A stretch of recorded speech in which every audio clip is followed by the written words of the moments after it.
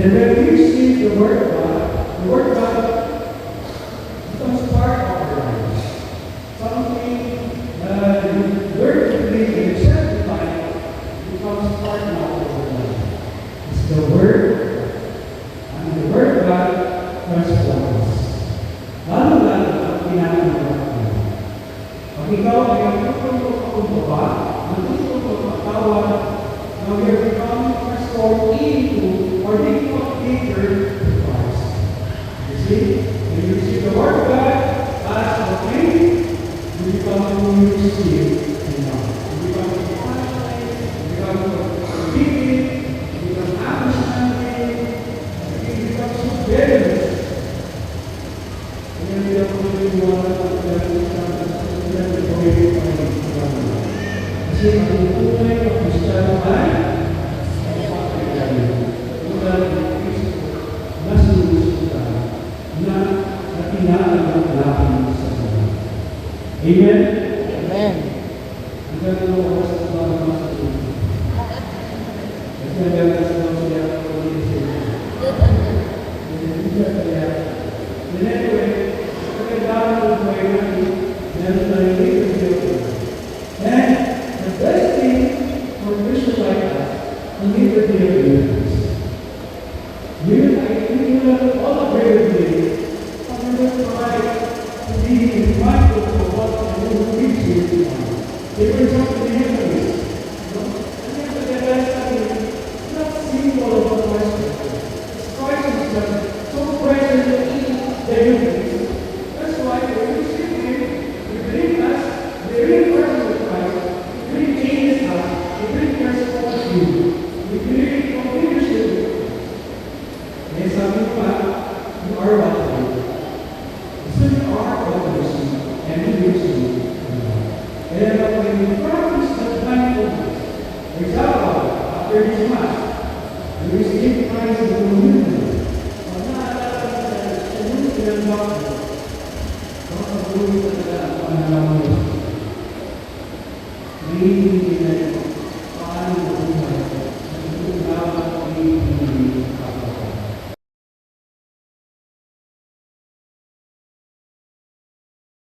Ay ipinapako ninyo at ipinapatay sa mga makasalanan.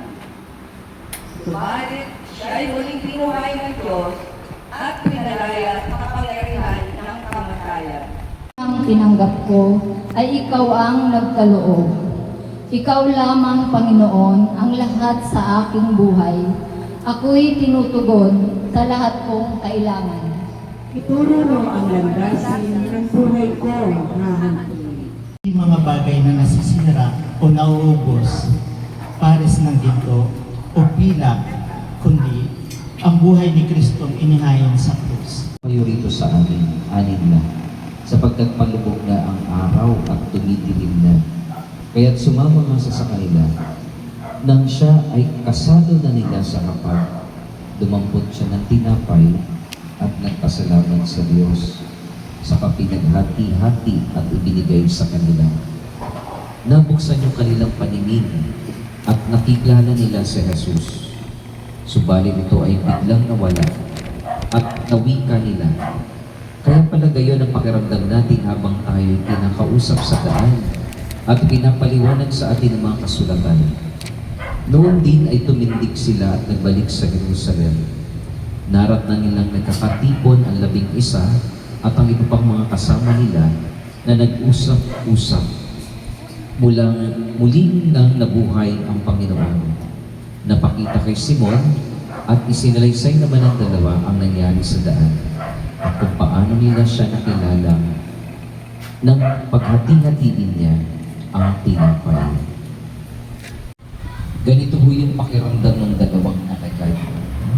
Yung dalawang alagad na naglalakbay papunta sa Emmaus. Disappointed, frustrated.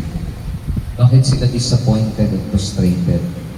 Dahil yung kanilang inaasahan, yung kanilang pag-asa, yung kanilang sandigan na dakilang guro at itinuturing na tagapagligtas na wala pa.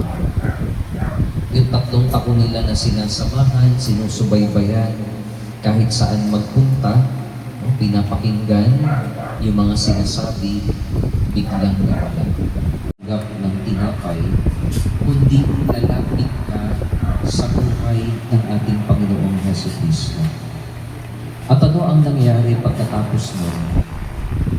Itong mga alagad, hindi na sila nanatiling malungkot.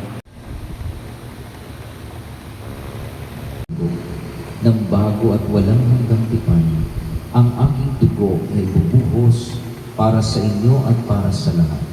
Sa pagpapatawad ng mga kasalanan, gawin niyo ito sa pag-alaala sa akin.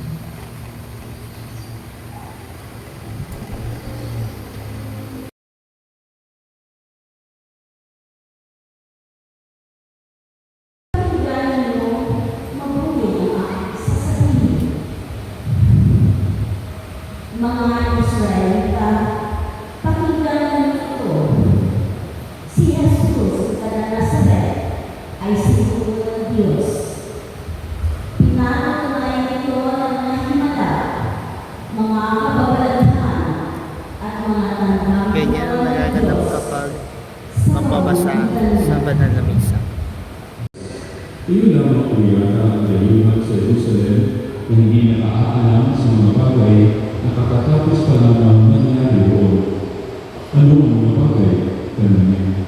At sumagot sila. Tungkol kay Jesus sa taga-Nazaret, isang propetang makapangyarihan sa gawa at salita, maging sa harapan ng Diyos at ng mga tao. Isinagdal siya ng aming mga punong saserdote at mga pinuno upang makatilang mamatay at siya ang ipinako sa krus.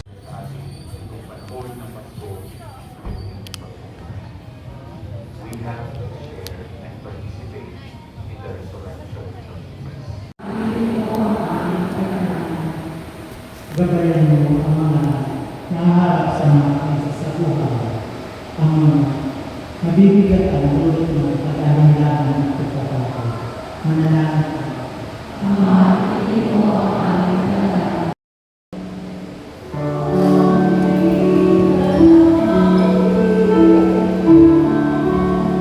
Ganito ang nagaganap kapag offertory.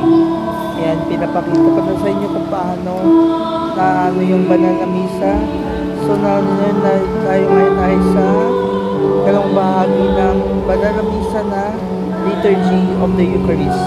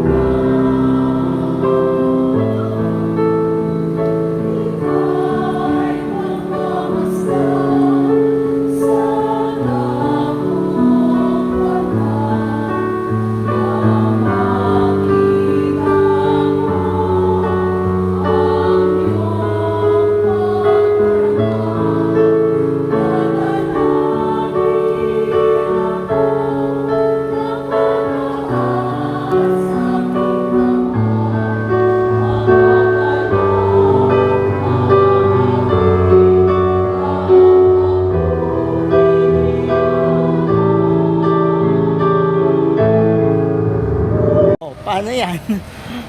Tapos ng ating day 14 ng ating journey. This is the life journey. Bukas, gym journey ulit. Tingnan natin kung anong oras tayo makagising. So this is JM saying you're part of the conversation. And remember, let's be consistent at all times. God bless everyone. And again, have a blessed week ahead.